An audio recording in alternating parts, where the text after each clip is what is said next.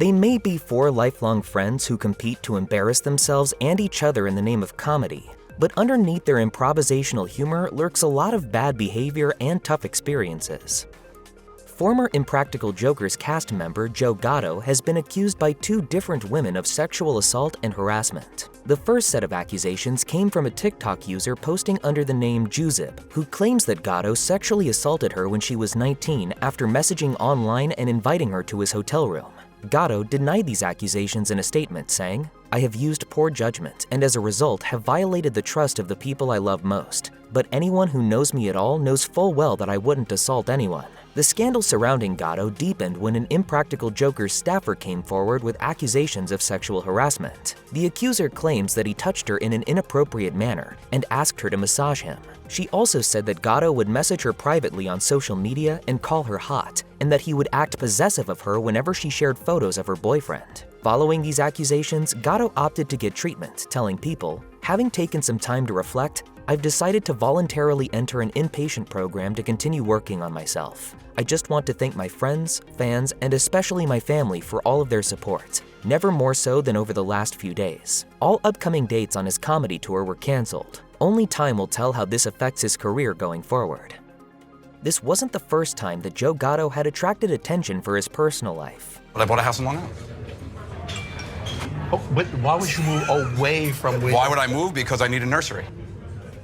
When he suddenly quit Impractical Jokers in 2021, he explained why via Instagram, writing, "I have to step away. Bessie and I have decided to amicably part ways, so now I need to focus on being the best father and co-parent to our two incredible kids." He went on to praise his co-workers and the show's fans for brightening up his life and being supportive of his choices. After some time apart, the couple decided to give it another go.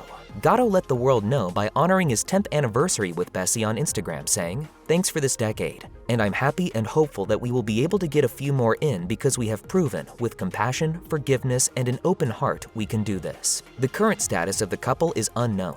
The TikTok user who accused Gatto of assault has claimed that the incident took place after Gatto had rekindled things with his wife. Over the years, some episodes of Impractical Jokers have gone missing, and maybe not coincidentally.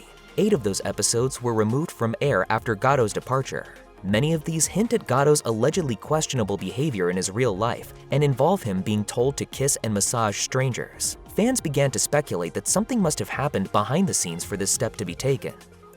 Not long after the accusations against Gatto surfaced, James Murray was also accused of inappropriate behavior with a fan. A Reddit user came forward to claim that she first made contact with Murray when she was 16 and had consensual sexual relations with him when she was 17. She went on to claim that she initially pretended to be older than she was, but added that Murray, then 35, became aware of her real age but did not back away from the relationship. The accuser made it clear that the age of consent in the UK is 16, so nothing illegal occurred, but looking back on the situation as an adult made her see the situation differently. She wrote, "It's creepy, it's grooming behavior, and morally wrong. I'm not accusing him of committing a crime. The reason I shared my story is because I was sick of others not being believed and James being defended when I had evidence that he is a creep." The accuser also claimed that she attended a drug-fueled after-party following an Impractical Jokers show in London, writing, "The other members of IJ and their team were present, and I do not recall their particular behaviors as I was there with James. There were a few young women there, one who disclosed to me that she was 15 years old. There were illicit substances being used by many people there." Murray has not yet responded to the allegations and continued to film for the show after the accusations appeared. Q hasn't had great luck in the health department. He revealed during a Q&A held at the Friars Club that he became very sick with a mystery illness in 2017. According to the blog The Interrobang, it all began when he had a minor stroke on stage during the 100th episode of Impractical Jokers, which was being broadcast live. It was later determined to have been caused by swelling in his brain caused by encephalitis. Q made a complete recovery, but he was forced to sit on the sidelines during more than one episode. He later survived a bout with COVID-19. One health-related issue Q has always been passionate about is mental wellness. He's spoken frankly and repeatedly on Impractical Jokers and the podcast Tell 'Em Steve Dave about his ongoing struggle with depression. He often uplifts others going through mental health issues, especially firefighters who have to work in the field and deal with PTSD. It's amazing that it hasn't happened more often when you consider the nature of Impractical Jokers, but True TV and the show's producers have been sued more than once. In 2019, a woman named Giovanna Santoni Waldinger sued the show for filming her eating at a restaurant in Times Square while the Jokers shouted out embarrassing tweets and had embarrassing conversations. Humans are awesome. So are puppies and kittens and babies. Retweet. Santoni Waldinger refused to sign a waiver which would allow the footage to air unblurred, but she claimed the moment aired with her clearly visible anyway. As she told the New York Post, "I just want justice. I saw what they did and it's not right." The case was dismissed after a few months and later airings were blurred. This isn't the only lawsuit the series has faced. According to TMZ, former crew member Larry Krishy sued True TV for $500,000 for continuing to use his name as a running joke after his departure from the show. Larry's a real guy. Yeah. He's actually a member of our crew, the nicest guy in the world. Larry! Larry! Larry! The resolution of the lawsuit is unknown. Like everyone else, Murr has definitely drawn the short straw on a number of occasions, and often his punishments feel like they're next level. Good news is, everything is fine. That was a perfectly normal prostate.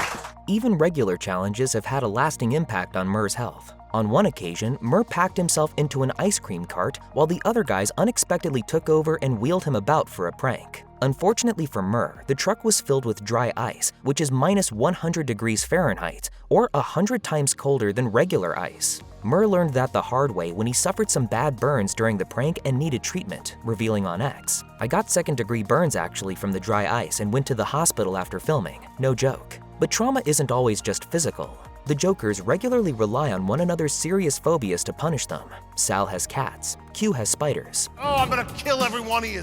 You're all dead. And while Joe doesn't seem to be afraid of anything, it was Murr's skydiving punishment that left long-lasting trauma. He's deathly afraid of heights, and it turns out that when he was forced to go skydiving for a punishment, he was genuinely petrified. As documented on the show, he had an emotional breakdown headed to the jump. Murr thought that this might be the punishment that might kill him, so he said goodbye to his family before the stunt took place. While the show's producers were ready to sub in someone else to take the dive if needed, Murr jumped anyway. Ultimately, some fans felt that the whole scene felt ugly and disturbing, while others counted as one of the best punishments ever aired. Regardless, Murr was so clearly afraid that watching him go through the stunt is nerve-wracking, making it a dark day in the show's history. He's actually crying. He's afraid he's gonna die. I mean, I would cry if I thought I was gonna die. Joe may not be afraid of anything, but that doesn't mean he's immortal, and physical fitness is notably one of Joe's weaknesses. In 2022, he revealed on the Impractical Jokers dinner party after show, and later the All Good Things podcast, that the Impractical Jokers 200th episode with the Nitro Circus nearly killed him. One of the show's stunts involved an obstacle course.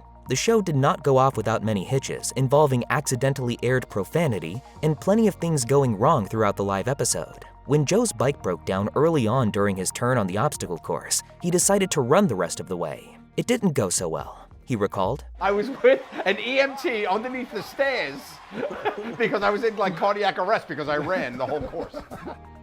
Sal Vulcano is probably most noted by fans for his high anxiety around just about anything, but one instance when he was 5 years old where his hyperactive self-preservations hadn't kicked in yet sent him to the hospital. As Sal recalled on Theo Von's podcast, he was playing frisbee in an empty VFW parking lot with his dad when a Volkswagen appeared at the far end of the lot. Thinking nothing of the car, Sal walked across the parking lot to retrieve a frisbee that had gone too far. As Sal's dad was chatting with a friend near the fence of the lot, the car quickly approached Sal and, despite having plenty of room to drive around him, struck him.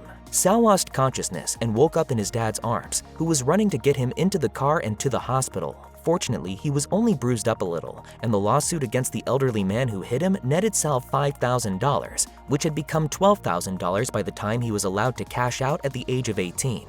But things could have gone a lot worse. Sal's fans know that he's a man who already suffers from extreme anxiety. His comedy special was called Terrified, after all. Stop it now! The both of you are children, and I'm not afraid. Dude, you're 40. So putting his dignity on the line for Impractical Jokers is already well outside of his comfort zone.